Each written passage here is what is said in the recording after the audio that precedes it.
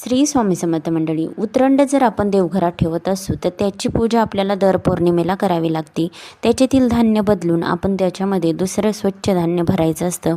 जर ते धान्य खराब झालेलं असेल तर ते तुम्ही पक्ष्यांना टाकू शकता आणि चांगलं असेल तर ते तुम्ही वापरण्याच्या धान्यामध्ये मिक्स करू शकता। आता इथे मी उतरंड भरणार होते। आज पौर्णिमा होती, देवीची सेवा केली व नंतर उतरंडीची पूजा मला करायची होती। इथे मी उतरंड स्वच्छ घासून ठेवलेली होती आणि कोरडी देखील केलेली आहे। ही उतरंडीचे तोंड बारीक असल्यामुळे ती पटकन कोरडी होत नाही, आत वल्लावा राहतो, म्हणून ती स्वच्छ कपड्याने कोरडी करावी लागते।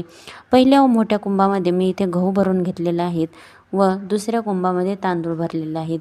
तिसऱ्या कुंभामध्ये मी धने भरणार आहे, चौथ्यामध्ये कुंकू भरणार आहे व पाचव्यामध्ये हळद भरून त्याचं पूजन करणार आहे।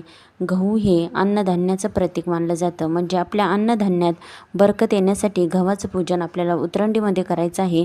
तसेच घरामध्ये समृद्धी आणण्यासाठी तांदूळाचं पूजन देखील उतरंडीमध्ये आपल्याला करायचं आहे। तिसरं म्हणजे धन्याचं पूजन, आपल्या घरातील धनधान्यामध्ये किंवा धनामध्ये वाढ होण्यासाठी उतरंडीमध्ये आपल्याला धन्याचं पूजन देखील करायचं आहे। माता लक्ष्मीला धन्य अत्यंत प्रिय आहेत व त्याचं पूजन आपल्याला देवघरामध्ये करायचंच असतं।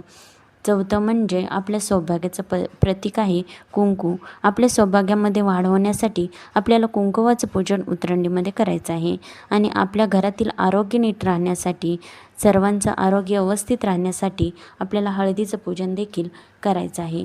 आता ही पाचही कुंभ मी भरून घेतलेले आहेत। यातील एक उतरंड देखील तुम्ही देवघरामध्ये ठेवू शकता व दोन ठेवायचे असतील तर दोन्ही देखील ठेवू शकता। उतरंड ही नेहमी पितळीची किंवा तांब्याचीच असावी, तुम्ही दुसरी उतरंड ठेवू नका। इथे मी व्यवस्थित उतरंड भरून घेतलेले आहे। उतरंड भरायला थोडासा ताण होतो, कारण उतरंडीचे तोंड बारीक असल्या कारणाने ते धान्य सांडलं जातं, त्याच्यामुळे काळजीपूर्वकच या गोष्टी आपल्याला कराव्या लागतात। बराच उशीर लागतो व इथे मी उतरंड भरून घेतलेले आहे, त्याला कुंकुवाचे टिपके दिलेले आहे, म्हणजे त्याचं पूजन करून घेतलेलं आहे। दिसायलाही कुंकुवाचे टिपके छान दिसतात, म्हणून मी असं कुंकू खालून त्याचे टिपके दिलेले आहेत। देवघरामध्ये छोटासा चौरंग किंवा एखादी छोटीशी प्लेट असेल तर ती ठेवायची आहे व त्यामध्ये अशी उतरंड ठेवून घ्यायची आहे। उतरंडीमध्ये जे धान्य आपण भरतो त्याचं साकडं देवाकडे घालत असतो। आपल्या घरामध्ये धनधान्यात बरकत यावी, तसेच आरोग्य व सौभाग्य आपलं टिकून राहावं, समृद्धी टिकून राहावी, यासाठी उतरंड आपल्याला देवघरामध्ये पूजायची आहे व दर पौर्णिमेलाच या उतरंडीची सेवा आपल्याला करायची आहे। नंतर आपल्याला गोडाचा नैवेद्य दाखवून घ्यायचा आहे।